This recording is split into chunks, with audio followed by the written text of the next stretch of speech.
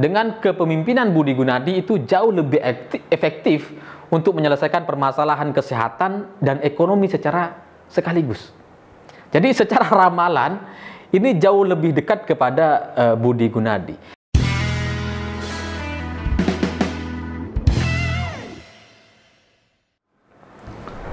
Selamat malam para mantan, selamat malam buat semua teman-teman yang lagi nungguin video saya. Ya karena kemarin nggak sempat syuting karena masih kecapean habis pulang kampung gitu ya. Ya biasanya kalau saya pulang kampung atau liburan selalu saya siapkan video untuk hari Senin. Selasanya saya jadwalkan sudah bisa on cam, tapi kemarin ternyata masih kecapean, masih perlu kerokan, pijet, minum tolak angin, minum jamu, dan beberapa treatment, istirahat, tidur gitu. Jadinya nggak sempat syuting. Tapi hari ini, hari Rabu sudah mulai lumayan. Dan hikmahnya, dari pulang kampung kemarin, saya mendapatkan satu cerita yang ini sesuai, ada benang merahnya dengan cerita-cerita yang saya dapatkan di Jakarta. Karena selama beberapa bulan terakhir ini saya bolak-balik Jakarta dan mendengarkan banyak cerita soal Capres-Cawapres tahun 2024 nanti.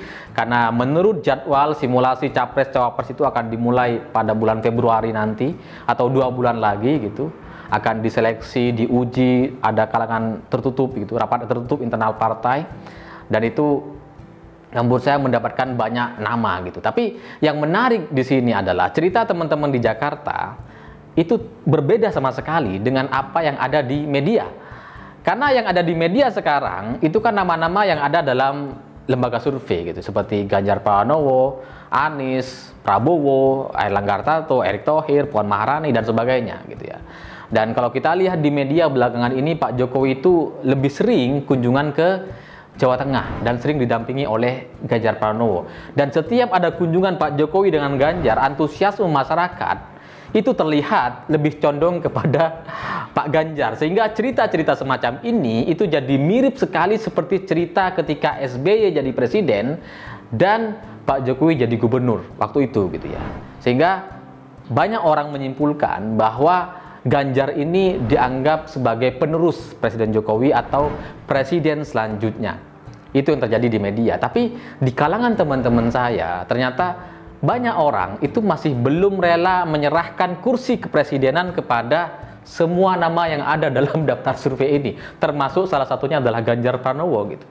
Karena Ganjar ini dianggap belum maksimal dalam menunjukkan hasil kinerjanya, belum bisa menyelesaikan permasalahan-permasalahan yang ada di Jawa Tengah, belum terlihat sebagai orang yang paham soal ekonomi makro dan ekonomi global gitu, sehingga khawatir kalau kemudian presiden selanjutnya adalah Ganjar, ini tidak mampu untuk melanjutkan hasil kerja-kerja Presiden Jokowi sekarang gitu. Cuma satu-satunya nilai plus dari Ganjar Pranowo adalah dia anti terhadap kelompok radikal, sangat tegas gitu, sehingga kalaupun misalkan nanti pilihannya adalah Ganjar atau Anies, maka bagi kita mudah sekali untuk milih Ganjar. Tapi sekarang ini kan masih ada tahapan, masih ada proses, masih ada waktu, sehingga beberapa relawan atau pendukung Jokowi dulu itu sekarang sedang coba mengusung gitu salah satu menterinya, salah satu menteri Pak Jokowi untuk maju sebagai capres di tahun 2024 nanti. Nah, menteri yang saya maksud adalah Menteri Kesehatan Budi Gunadi Sadikin.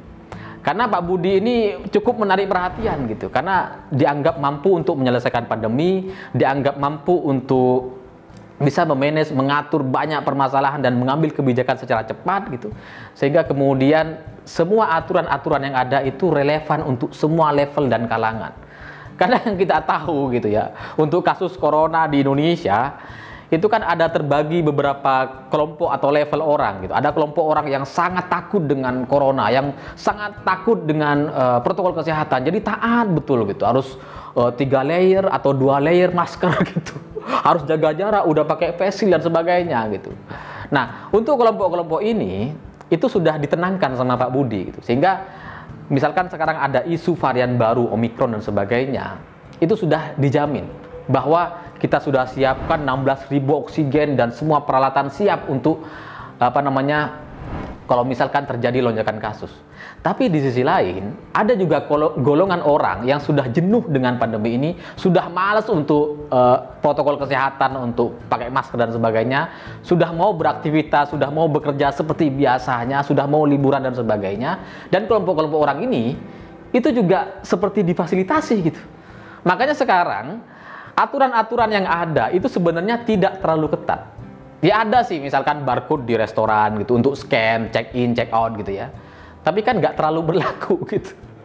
Kadang ada orang iya yang check in, kadang juga enggak gitu. Dan ini menjadi relevan untuk semua kalangan Pak Budi Gunadi Sadikin ini. Di sisi lain, dia juga adalah ekonom, perbankan, dia aktif sejak tahun 1994 di PT Bank Bali, kemudian pernah di Danamon, pernah menjadi Dirut Bank Mandiri, dan terakhir sebelum jadi Wakil Menteri, beliau adalah Dirut PT Inalum. Ini yang menarik gitu, karena PT Inalum ini adalah perusahaan yang mengakuisisi Freeport dan mengambil alih sahamnya 51% dengan dana sekitar 55 triliun. Nah, di balik kesuksesan akuisisi ini ada Dirut Budi Gunadi Sadikin yang berhasil meyakinkan investor asing atau orang-orang luar untuk memasukkan dananya ke Indonesia dan digunakan untuk mengambil alih saham Freeport. Nah, dari beberapa pertemuan, dari salah satu pertemuan yang saya pernah jumpai gitu dengan Pak Jokowi di bulan Mei gitu, Pak Jokowi juga sangat salut dengan Pak Budi Gunadi ini karena cepat dan bisa menyelesaikan segala permasalahan, mengambil kebijakan dengan spontan gitu dan tepat sasaran.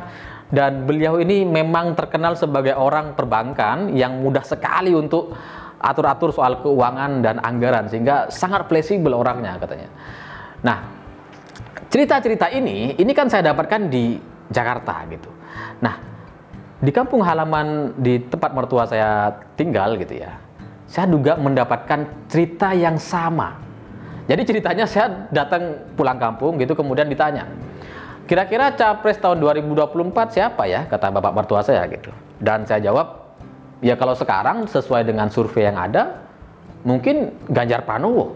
Cuma jawaban bapak saya dan teman-temannya ya, karena kalau Ganjar itu susah lah, karena mau ngurus Indonesia gimana lo ngurusan Jawa Tengah aja nggak keurus, karena kebetulan tempat kampung saya itu ya perbatasan Jawa Tengah Jawa Timur, dan tahulah bagaimana kondisi di Jawa Tengah itu seperti apa, dan nggak mustahil, nggak masuk akal kalau Ganjar kemudian diplot sebagai calon presiden katanya.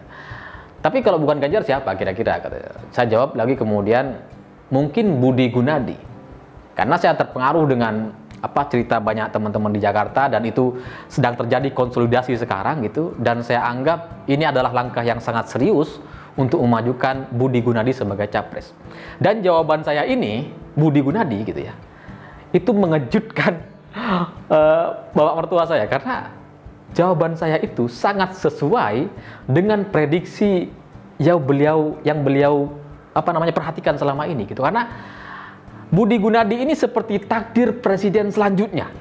Karena presiden setelah Pak Jokowi itu adalah presiden yang bisa membawa Indonesia kepada gerbang kemajuan dan mengarahkan Indonesia menjadi negara mercusuar dunia tahun 2045 nanti. Makanya nama channel TV ini 2045. Ini masih ada hubungannya sama ramalan Jayabaya gitu, karena mertua saya ini cukup hafal dengan legenda pewayangan, sejarah Raja-Raja Nusantara, termasuk ramalan Jayabaya itu, dan beliau meyakini bahwa Presiden Indonesia itu selalu berpatokan kepada Notonegoro.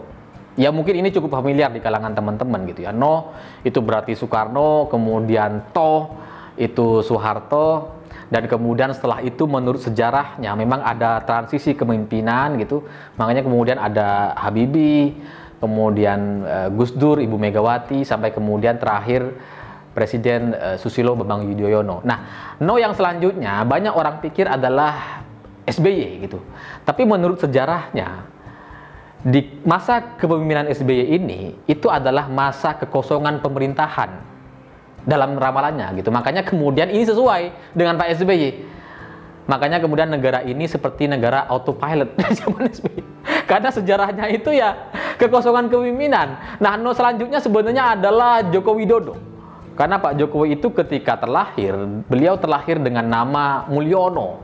Jadi Notono, sekarang Go. Go ini kemudian yang dianggap banyak orang mungkin adalah Ganjar Pranowo.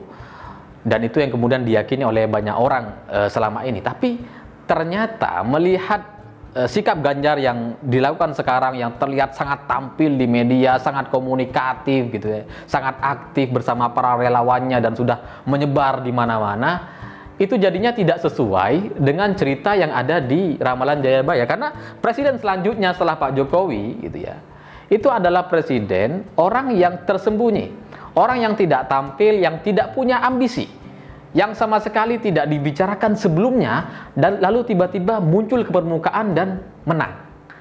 Nah, ini tidak sesuai dengan Ganjar gitu. Karena kalau Ganjar sekarang kan sudah dibicarakan di mana-mana gitu. Itu menggugurkan prediksi. Lalu kemudian presiden selanjutnya adalah orang yang muncul ketika negara ini, ketika dunia sedang carut marut.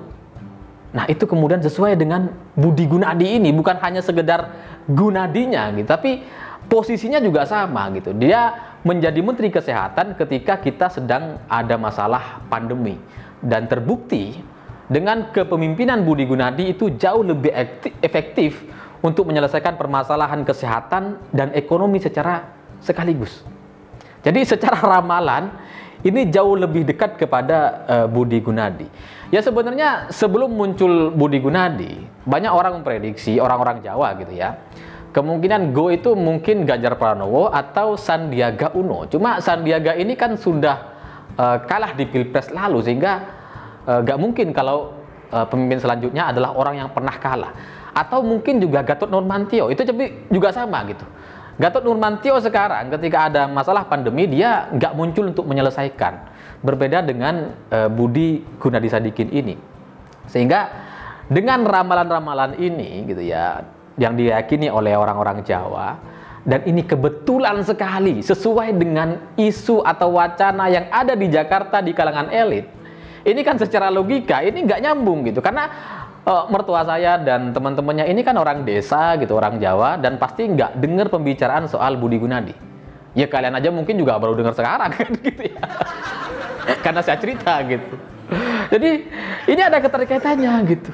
Apakah memang Pak Budi Gunadi ini adalah takdir untuk presiden selanjutnya untuk memajukan negara ini? Kita nggak tahu. Tapi dari sisi ceritanya, dari ciri-cirinya itu sangat-sangat mirip sekali gitu. Sehingga saya meyakini kalaupun nanti misalkan Pak Budi Gunadi jadi capres, jadi gampang bagi kita untuk menentukan siapa pemenangnya gitu. Tapi sekarang masih belum nih, masih belum jadi capres gitu, dan masih belum dibicarakan sama partai politik, juga masih belum ada bahasan di media manapun gitu. Mungkin saya juga yang pertama kali membahas soal ini gitu, karena begini bagi saya, penting kenapa ramalan bagi orang Jawa itu penting untuk diperhitungkan. Karena bagi orang Jawa, tradisi-tradisi semacam ini itu kan udah jadi keyakinan gitu. Pak Jokowi deh sekarang jadi presiden gitu ya, itu selalu melantik menteri-menterinya kalau ada reshuffle selalu antara hari Ahad atau Rabu Pahing. Jadi masih ada tradisi-tradisi dan keyakinan-keyakinan yang dijalankan gitu. Jadi bagi orang Jawa, ngelihat nama saja seperti bapak mertua saya gitu ya, mereka hanya berfokus kepada nama saja dan kepada ciri-ciri apa yang terjadi sekarang, seperti Pak Budi Gunadi ini ya. Jadi kalau mereka kemudian meyakini ramalan ini, meyakini sejarah peradaban Nusantara gitu ya, maka bagi mereka itu jauh lebih mudah untuk memilih orang yang memang sudah dianggap ditakdirkan untuk menjadi presiden Indonesia.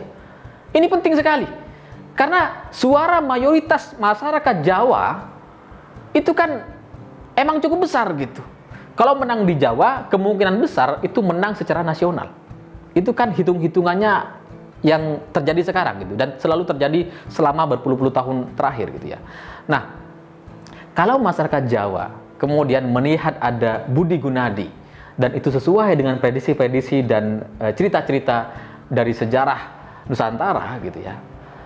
Kalau sampai Pak Budi Gunadi ini benar-benar maju sebagai capres, maka siapapun lawannya, saya sangat yakin Budi Gunadi ini akan menang secara mutlak di tanah Jawa.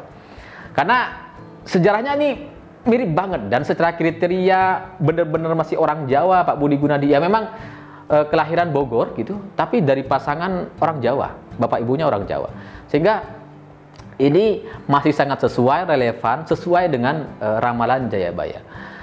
Ya saya nggak tahu apakah ini benar-benar takdir presiden kita selanjutnya atau gimana, tapi percayalah bahwa video ini ketika kalian nonton, ini dibuat Desember 2021, jauh sebelum ada nama Budi Gunadi di lembaga survei, jauh sebelum Budi Gunadi dibicarakan oleh partai-partai politik. Sehingga nanti kalau misalkan benar-benar Pak Budi Gunadi jadi presiden, jangan lupa sama video pakar mantan ini. Saya pikir itu, terima kasih sudah menonton, begitulah kura-kura.